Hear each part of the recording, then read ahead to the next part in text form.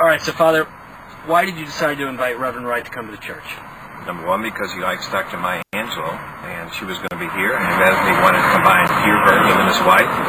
He's a friend. He's been here many times before. And I also wanted him to know he's gone through a very rough and very disrespectful last 3 weeks. I wanted him to know how much people love him, respect him, beyond in his own congregation and our congregation all across this country. And so I wanted him to come here and be able to hear her, have a night out to enjoy with him and his wife, and also let him feel the love of people in St. Sabina and in the community for him.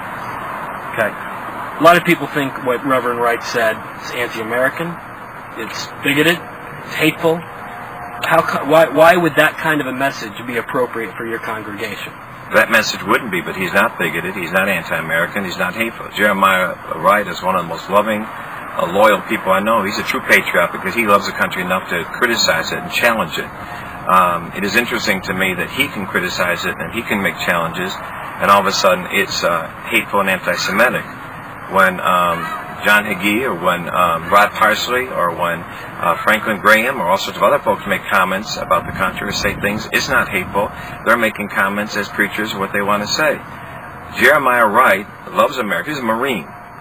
So, first of all, was Bill Riley a Marine? Let's be real honest. He served this country. He loves this country. And people to come in and take a soundbite and loop it over. If you took a soundbite of Jesus saying you got to hate your brother and your mother and your sister and your brother and your father in order to love me, and loop that around, they'd say Jesus was a madman. If you did a visual of Jesus turning tables over in the temple and that's all you showed, you'd say he was crazy. You can define people how you want by soundbites. The people in Trinity know Jeremiah Sunday after Sunday after Sunday after Sunday. They know the man. Right. So it may be something he says one time or a way he says it, and any preacher in this country, they say, oh, God, that was very harsh. But they know the person. You walk by a house and hear a man screaming and say, wow, he's an abusive father. Well, guess what? You don't have father? Or are you saying that because you heard something when you walk by a house? A church and a sanctuary is a family gathering. And you come in and take snippets of a family gathering, put it in a national audience. If Jeremiah Wright or myself or anybody else were talking to a national audience, you would probably speak differently than you teach to your family. Fair enough, but Senator Obama even has distanced himself and said that Reverend Wright was wrong. Okay. It's not as if he's been taken out of context or anything like that. He has been taken out of context. That's a lie. Okay, fair enough. Then let me ask some very direct questions. Mm-hmm. Do you know Reverend Wright very well? Yes. Do you think he believes that the U.S. government injected AIDS into the African American community to kill them? I don't know if he believes that or not. If he said, I did not hear that whole tape, so I'm not going to comment on that tape. I didn't hear the whole thing. When he talks about the problems, the realities of America, my God, look at the scriptures. Look about what the scriptures say about the wrath of God being released on a nation. Look what the scriptures say about the killing of people. I believe this is an immoral war. I don't believe God said the Pope commanded this war was an immoral war. And so my Catholic Church says this is an immoral war. So I stand against the war. That anything that's immoral goes against God. That may be true, but 6 days after 9/11, he says America's chickens are coming home to roost, basically saying that we aren't the victims, we're the ones who are at fault. 6 days after 3,000 American citizens died. He did not say that we are the ones at fault. He did not say that we were not victims. He said it was a tragedy and a horrible thing. But he said we have to take what I have said. I'll speak for myself. Is that America has to take responsibility for its actions around the world, and we have done some shameful things around the world. Jesse Ventura is on Larry King last night talking about the horribleness. He said a lot worse than you ever heard Jeremiah Wright say. You're not calling him anti-Semitic. You're not calling him hateful. You're not calling him un-America. So I mean, let's put it in context.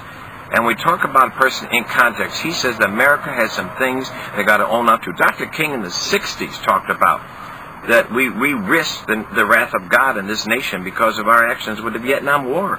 People have been saying that for a long time in America about different countries. I love America, but I also believe that I have the right to dissent with America's policies. That's part of my American privilege. I love America. I want to be nowhere else. But I have big problems with America. And people have the right to dissent with your dissent. I mean, I think that's a conversation. So let's talk. Let me just switch gears for a second from Reverend Wright. You've also had Louis Farrakhan here. Absolutely. Here's a guy. You were talking about Jesus, the message of love. not a message of hate. This is a guy who calls Judaism a gutter religion, who calls Jews bloodsuckers. Why are you sticking up for this guy? First of all, he has not called Judaism a gutter religion or bloodsuckers. That is not what he has said, because I have heard that talk. I stick up for Louis Farrakhan because he is another person that the media has chosen to define how they want to do it. And they demonize how they want to demonize somebody. Has Farrakhan said everything he said, do I agree with? No. Has Mike Pfleger said everything people agree with? No, there's nobody I know in my life I agree with everything they said. But I know the man, Louis Farrakhan. He is a great man who I have great respect for, who has done an awful lot for people in this country, black, white, and brown. He's a friend of mine. But he's also a bigot. No. He's also a hater. You say he's a bigot. He is not a bigot. He's not a hater. That's what you call him. And you can have a right to say what you want to say about him. That doesn't make it right because you call him that. He is not a hater. He is not a bigot. He is a person who has had the freedom to speak about the injustices done in this country to African Americans and to poor people in general. The classism and the racism. What was Katrina? Classism and racism. What is it about the number one jail? What is it about the fact that we're locking up black people? More black people are in prison than any other race, but American government says 72% of the drug users in America are white males.